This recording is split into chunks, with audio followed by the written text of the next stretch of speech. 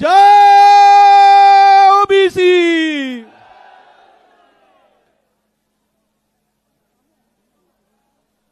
रयतेचे राजे, बहुजनांचे राजे छत्रपती शिवाजी महाराज, विश्वरत्न संविधान निर्माते परमपूज्य डॉक्टर बाबासाहेब आंबेडकर, क्रांती सूर्य महात्मा ज्योतिबा फुले, क्रांती ज्योती सावित्रीबाई फुले, आरक्षणाचे जनक छत्रपती शाहू महाराज, या सर्व महापुरुषांना, महामानवांना सर्वप्रथम विनम्र अभिवादन। ओबीसीचा आवाज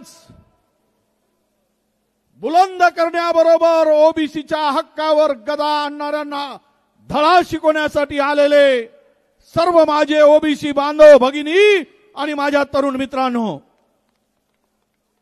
आज या ठिकाणी हा जो ऐतिहासिक मोर्चा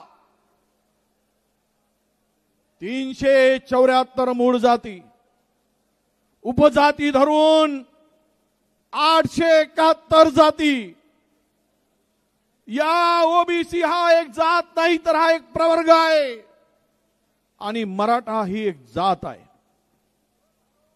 374 जाती आणि एवढ्या मोठ्या समूहाला जे 56% आहेत त्यांना आरक्षण मिळतो 27%। 27%च्या आरक्षणामध्ये 56% समाज एससी एसटी धरला, यामध्ये जर मिसळवला तर आपला समाज हा जवळपास 85% जातो। 85% लोकांना 52% आरक्षण आणि 15% लोकांना 48% आरक्षण ही शुद्ध चाणक्य नीती आहे, हे आपण लक्षात घेतलं पाहिजे। अरे इथंच तर गळा कापला जातोय। तुमच्यामध्ये भांडण लावून 15%चं सरकार तुमच्यावर अतिक्रमण करून उद्या आरक्षण रद्द करण्यासाठी तुमच्यामध्ये भांडण लावण्याचं काम करतो आहे। कधी समजा, कधी तुमच्या लक्षात येईल, ज्या सरकारने 2 सप्टेंबरचा जी.आर. काढला, तो जी.आर. वाचाल तर हे कुठले नाचे आणि सोंगे आहेत, सोंगे आहेत की पोंगे आहेत हे तुमच्या लक्षात येईल। अरे 200-374 जातीवर एका जरांगेच्या भरोशावर तुम्ही निवडून आलात। तुम्ही सांगत होतात माझा डीएनए ओबीसी आहे। मग तुमचा डीएनए ओबीसी आहे तर तुम्हाला 374 जातींनी त्या खुर्चीवर बसवलं, त्यांचा विसर तुम्हाला कसा पडला? त्यांच्यावर अन्याय करण्याची हिम्मत कशी झाली? हा जी.आर. ओबीसी मध्ये घुसखोरी करून ओबीसीच्या मानेवर सुरी चालवण्याचं काम या सरकारच्या माध्यमातून होत आहे, हे मी या ठिकाणी आपण कोणालाही माझ्या मंचावर आणा, हे मी सिद्ध करून दाखवेल। म्हणून माननीय मुख्यमंत्री महोदयाकडे गेलो होतो ना मी, की साहेब हा आमचा हा जी.आर. हा रद्द करा। या जी.आर. नुसार ओबीसी कुठे दिसणार नाही। एवढ्या रिक्रुटमेंट होत आहेत, तुम्हाला सांगतो मान्यवरांनो, विदर्भामध्ये जेवढ्या जागा भरल्या जात आहेत त्यातील ओबीसीच्या सर्व जागा या मराठवाडा आणि पश्चिम महाराष्ट्रातील मराठा समाजाने घेतलेले ओबीसी प्रमाणपत्र आहेत, त्यांची निवड होत आहे। स्थानिक एकही इथे नोकरीवर लागत नाहीये। काल परवा मुंबई नागपूर कॉर्पोरेशन मध्ये भरती झाली, एकही माणूस, एकही नोकरी विदर्भातल्या माणसाला मिळाली नाही। आमच्याकडे जेवढे कृषी सहाय्यक आलेत, माहिती काढा, जिल्ह्यात तालुक्यात एकही माणूस आपला नाही। नोकऱ्या संपवून टाकल्या जात आहेत आणि मोठ्या समाजाला हे सर्व आरक्षण दिलं जात आहे। अरे आम्ही महाराजांनी छत्रपती शिवाजी महाराजांचं नाव घेतो। त्यांनी 18 पगड जातीला 12 बलुतेदारांना घेऊन हे राज्य स्थापन केलं। 12 बलुतेदारांची काळजी महाराजांनी घेतली, परंतु हा जरांगे आमच्या मुळावर उठला आहे आणि हे फडणवीसांचं सरकार आम्हाला मुळापासून संपवण्याचं काम करण्यासाठी जरांगे पुढे झुकला आहे। म्हणून शुद्धीवर आणण्यासाठी आजचा हा मोर्चा आहे की सुधर जाओ, होश में आओ, नाहीतर तुम्हाला तुमची जागा दाखवल्याशिवाय राहणार नाही। हे या ठिकाणी आहे। काय म्हणतात जरांगे? म्हणजे राजकारण करायला निघाले म्हणतात। आम्ही राजकारण करायला निघालो असतो। गेली 15-20 दिवस सातत्यानं ओबीसीच्या लोकांना हे समजावून देण्याचं काम आम्ही करतो। अरे इथे कोणाचा तरी फोटो आहे का हो? कोणत्या नेत्याचा फोटो लावलाय? वडेट्टीवारांचा फोटो कुठे दिसला? अरे आमदारकी गेली खड्ड्यात। माझ्या 372 जातीवर अन्याय होत असेल तर वडेट्टीवार उतरणार मैदानात, कशाचीही पर्वा करणार नाही, कशाची चिंता करणार नाही। सत्ता पद हे आज आहे उद्या नाही आहे, पण ओबीसी बांधवाचं संरक्षण करणं, त्यांच्या हक्काचं संरक्षण करणं हे आमचं पहिलं काम आहे। म्हणून मी मैदानात उतरलो आहे। माझे सर्व सहकारी मैदानात उतरले आहेत। त्याची पर्वा आम्ही केली नाही। आणि कोण मूर्ख आहे? ह्या मराठ्यांनाच समजत नाही। अरे बाबा, माझी लेकरं तो जरांग्या म्हणते, तुझी लेकरं आमची काय बकरे? तुझी लेकरं आमचे बकरं? ईडब्ल्यूएस मध्ये त्यांना 10% आरक्षण मधून 8.5% आरक्षणाचा फायदा मराठा समाजाला मिळतोय। 8.5%। आता नोकरी मिळत आहे ना बाबा। काल आम्ही एमपीएससीचा निकाल पाहिला।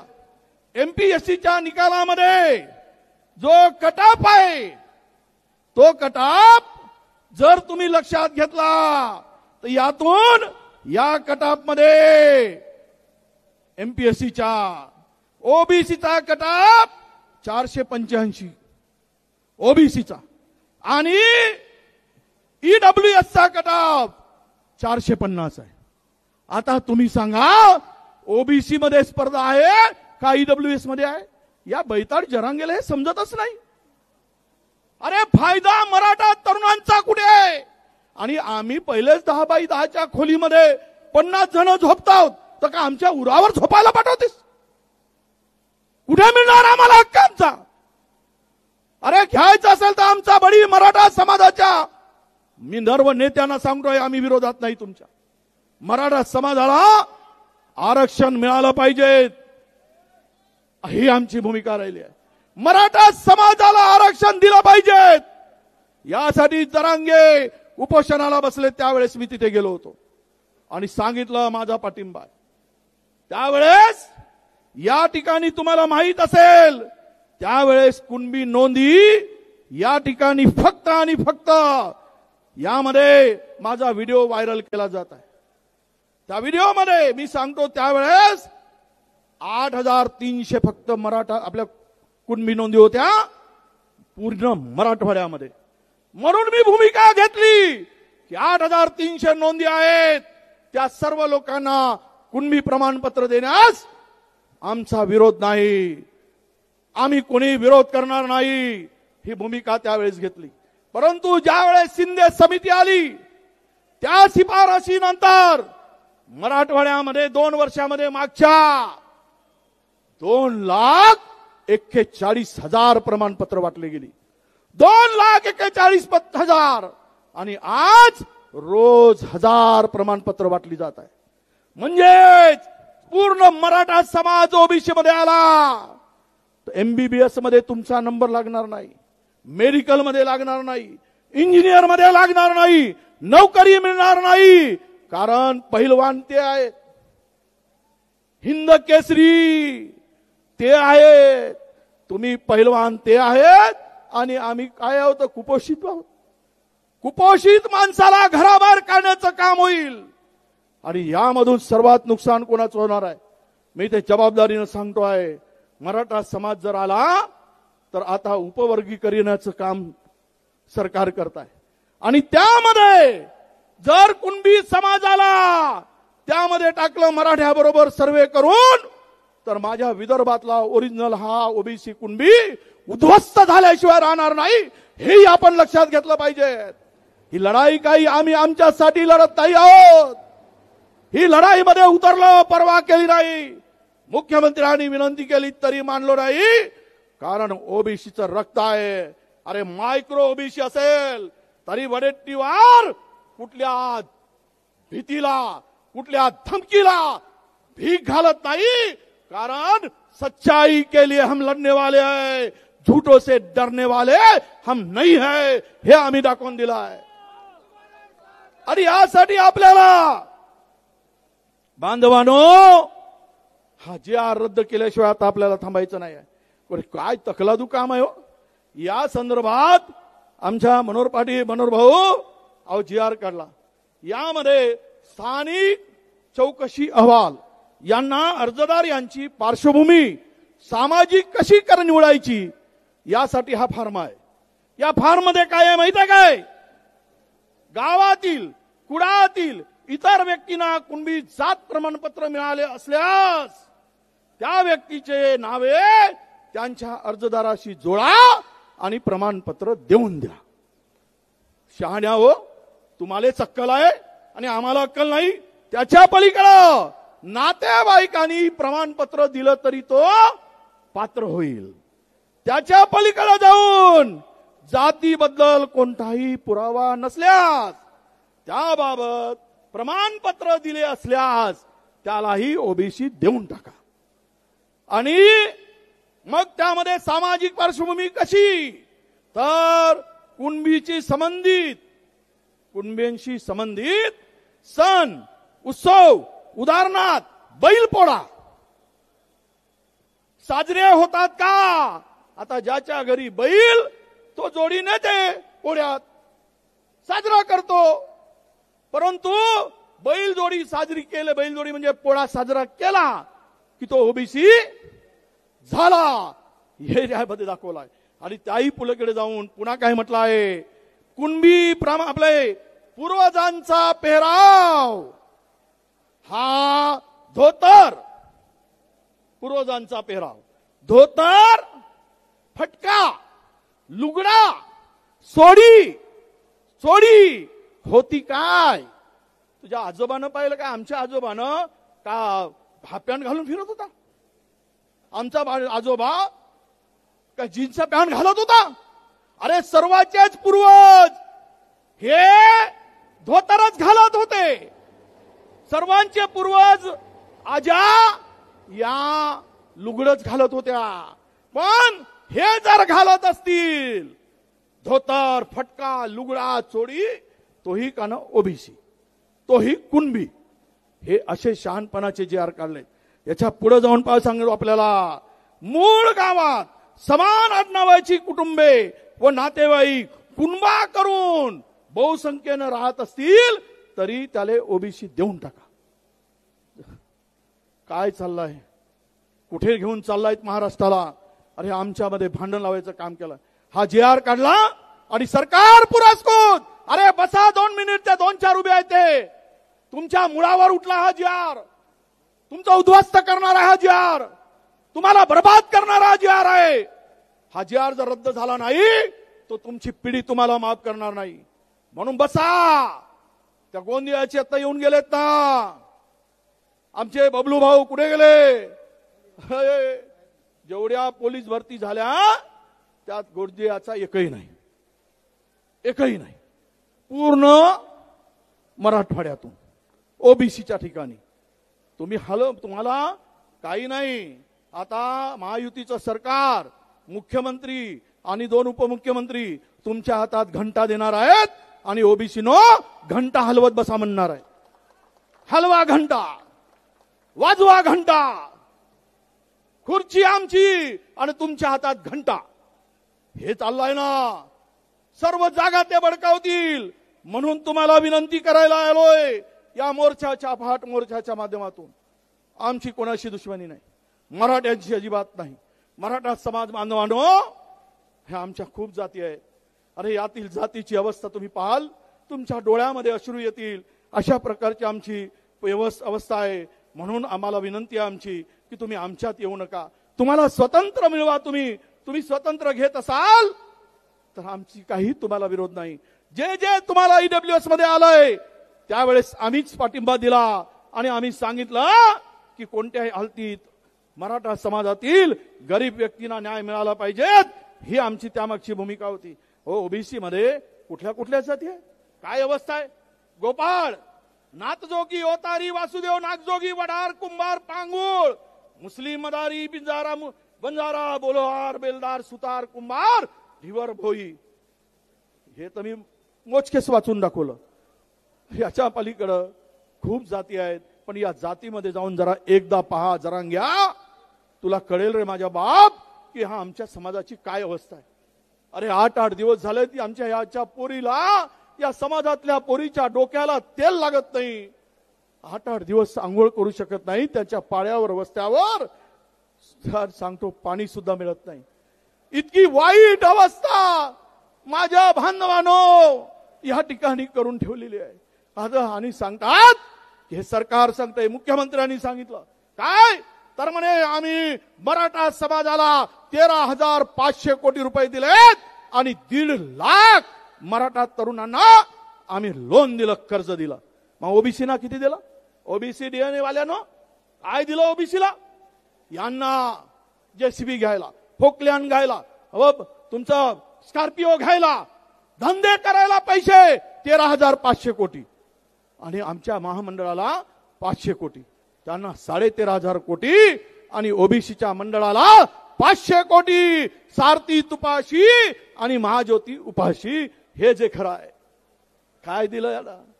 ओ तो टोले जंग सारथीची इमारत पुण्यामध्ये, अजित दादा कोल्हापूरमध्ये सुंदर इमारत, एकदम काचाची इमारत, 8-9 मजली इमारत बांधून दिली. 500 कोटी रुपये खर्च केले त्या इमारतीवर. आणि आमची महाज्योतीची इमारत अजूनही भाड्याच्या घरात आहे, किरायाच्या घरात आहे. हे यांची दानत, हे ओबीसी कडे बघण्याचा दृष्टिकोन. म्हणून माझ्या बांधवांनो, या संदर्भात आपली भूमिका आता एकदा फिक्स करा. उद्या तुम्ही कुठेही दिसणार नाही, तुम्ही साफ होऊन जाणार. यासाठी माझी विनंती आहे आपल्याला की आपण आपल्या हक्काच्या संरक्षणासाठी कोणत्याही परिस्थितीमध्ये 2 सप्टेंबरचा GR हा रद्द झाला पाहिजे. हीच भूमिका ठेवून आपण पुढे यावं अशी माझी मागणी आहे, अशी आमची विनंती आहे. आणि हा मोर्चा, हा आक्रोश मोर्चा ये तो अभी झाकी आहे. तुम्ही महाराष्ट्रातील ओबीसी लीडर आले तुम्ही, अरे काही होऊन जाऊ देत, कोणत्याही परिणामाला सामोरं घ्यायची पाळी आली तरी जाओ. पण ओबीसी मध्ये घुसखोरी पासून त्यांना थांबवू. सरकार जर थांबवत नसेल तर आपण सरकारलाही थांबवण्याची ताकद आपल्यामध्ये निर्माण करू. मी तुम्हाला विश्वास देईल. मराठवाड्यामध्ये तुम्हा सर्व नेत्यांना सांगतो, एकमेकाची डोकी फोडली जात आहे. गावाचं गाव पण हरवून गेला आहे. प्रचंड एकमेकाला मारहाण करून दोन जातीमध्ये आपल्याला आमची शक्ती विभागण्याचं काम सुरू आहे. हे म्हणतात जाऊन धनगर समाजाला आरक्षण देऊ आम्ही आदिवासी मधून, आणि आदिवासींच्या विरुद्ध उभे केले.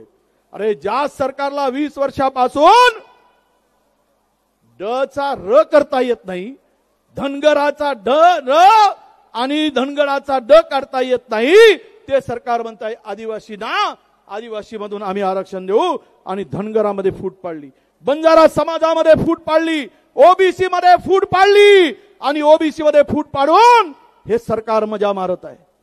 अरे 2 भाऊ जर भांडले तर आई म्हणते यालाही नको त्यालाही नको, घाल कुत्र्याला. आणि ही पाडी आज आपल्यावर आणली. या सरकारचा एकूणच अजेंडा आहे बांधवांनो, कोणत्याही परिस्थितीमध्ये हे कोणत्याही परिस्थितीमध्ये हे आरक्षण रद्द झालं पाहिजे. आरक्षण नको आहे हीच विचारधारा यामध्ये आहे. अरे दम असेल फडणवीसजी, देवेंद्रजी, दम असेल आमच्या अजितजी, दम असेल शिंदेजी, तर तेलंगणा सरकारनं ओबीसीला 42% आरक्षण दिलंय. उद्या 42% आरक्षण देण्याची धमक दाखवा, पुरा ओबीसी समाज तुमच्या पाठीमागे उभं होईल. पण तुम्ही जर आम्हाला फसवत असाल तर मात्र आम्ही शांत बसणार नाही, हे सुद्धा आपण लक्षात ठेवा. याच मध्ये आम्हाला म्हणतायत की आम्ही राजकारण करतो. अरे बांधवांनो, आम्ही राजकारण अजिबात करत नाही. मी तुम्हाला विनंती करतोय, जे जे लाखोच्या संख्येनं तुम्ही आलात, माझी विनंती असणार आहे, इथे राजकारण करू नका. गाव खेड्यात राजकारण करू नका. तुमची पिढी, उद्या उद्ध्वस्त होणाऱ्या पिढीला वाचवण्यासाठी एकमेव, आम्ही कुणाच्याही विरोधात नाही, आम्ही सरकारच्या विरोधात नाही, पण सरकारने जर जी.आर. काढला असेल तर काय सरकारच्या विरुद्ध बोलू नये. पाप तुम्ही करणार आणि बोट आम्ही दुसऱ्याकडे कसं दाखवायचं? दम आहे तुम्ही दाखवा. आणि हे एकदा यासाठी आपल्याला लढावं लागेल, कारण तो जरांगेच्या पाठीमागे, जरांगेच्या दबावात हे सरकार झुकलं आहे, कमरेपासून वाकलं आहे आणि त्यामुळं अशा प्रकारचा उद्ध्वस्त करणारा जी.आर. काढला आहे. अरे सब उनके ही मुताबिक सोचे, ये बेअक्लों की ये ख्वाहिश है. सब उनके ही मुताबिक सोचे, ये बेअक्लों की ये ख्वाहिश है. अनपढ़ गवार मिल जाए तो समाज का अपने आप नुकसान हो जाए. या गणपड अनपढ आणि मराठा समाजाचं नुकसान करताय, हा गवार आणि मराठा समाजाचं नुकसान करताय आणि त्याला सगळेजण जाऊन पाया पडत आहेत. आणि त्याबरोबर ओबीसीचं सुद्धा प्रचंड नुकसान हे सरकार करत आहे. म्हणून माझी विनंती आहे की सगळे सोयरे, नाते संबंध, कुळ, हे सगळं स्थानिक चौकशी अहवालात आम्हाला 6 महिने लागतात ओबीसीचं प्रमाणपत्र करायसाठी. याला 1 तासात प्रमाणपत्र मिळतं, 1 तासात. हे आमच्या भटक्यांना 2-2 वर्ष प्रमाणपत्र मिळत नाही, 2-2 वर्ष. मग आमचा समाज कुठे जायलो? आर परून फिरून तो पागल होऊन जातो तरी त्याला मिळत नाही. म्हणून आमची विनंती आहे, बांधवानो, ओबीसी बांधवानो, जागृत व्हा, लढण्यासाठी सिद्ध व्हा. राजकारणाच्या पलीकडे जाऊन जो आपल्यावर घात करेल त्याचा घात करण्याची तयारी ठेवा, हे या ठिकाणी मी सांगतोय. अरे आग में पानी रखो, ओठों पे चिंगारी रखो. वो आप आग में पानी रखो, ओठों पे चिंगारी रखो.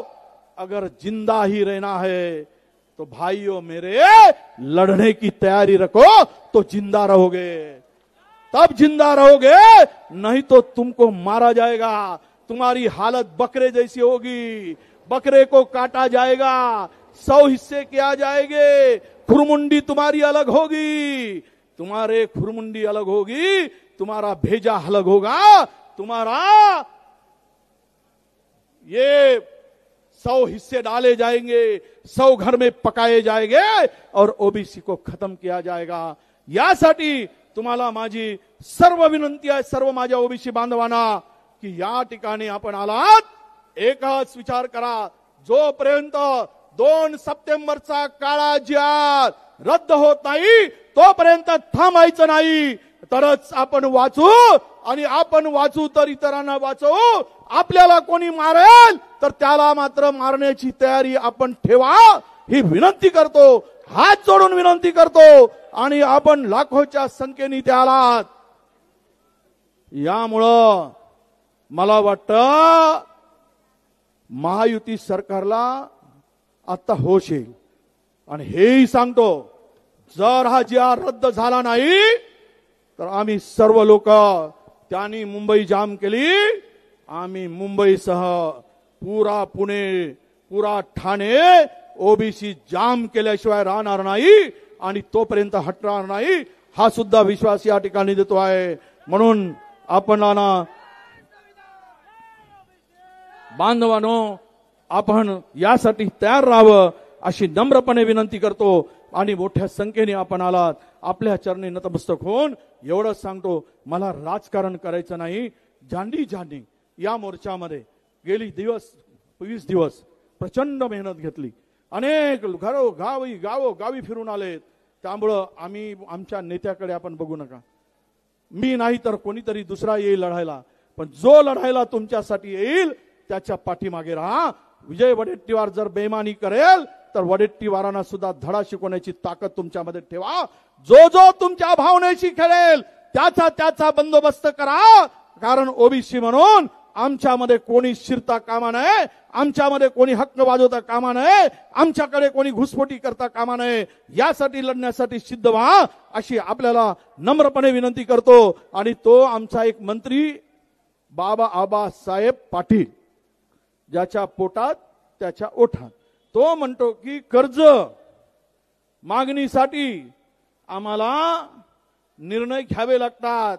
काऊन तर या संदर्भात त्यांची भूमिका अशी आहे की ते म्हणतात, कुठे गेलं रे कागद आहे, काय म्हणले त्यांनी, आबासाहेब पाटील सहकार मंत्री, हे सहकार मंत्री म्हणतात की बांधवांनो, आबासाहेब पाटील यांनी काय म्हटलं आहे, शेतकऱ्यांना कर्जमाफीचा नाद लागला आहे. निवडून येण्यासाठी आश्वासनं द्यावी लागतात आणि ते काही पूर्ण करण्यासाठी नसतात. वारे शाण्या, तुझी शेतकऱ्याच्या बांधावर जिरवल्याशिवाय शेतकरी राहणार नाही हा विश्वास देतो. आणि आपण सर्वजण मोठ्या संख्येने आलात, आपल्याला शुभेच्छा देतो. धन्यवाद. जय हिंद, जय सेवा, जय भीम, राम राम, वासलाम वालेकुम.